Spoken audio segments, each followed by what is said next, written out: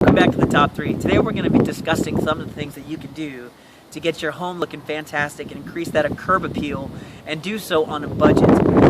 When you're getting your house on the market, we all agree, we all know curb appeal is one of the most important things you can focus on. When people are driving by, or when people are looking at photos on the web, which is how most people search for homes these days, they're going to look at the curb appeal on the property. They're going to see, what does this house look like from the outside, and that's a very important thing. So we're going to talk about what we're going to do to get those improvements made on a budget.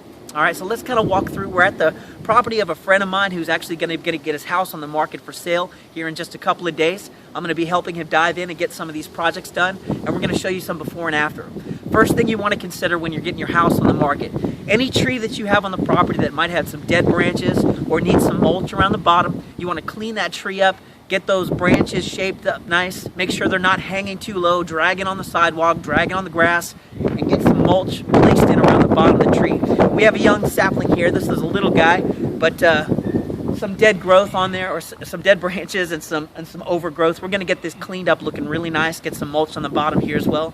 Second thing you want to do is, if you have flower beds, don't be afraid to add some pavers. Separate the flower bed somehow from the grass. So if that means putting in some mulch or cleaning it up with some flowers, put in some perennials, some annuals, get that looking really good.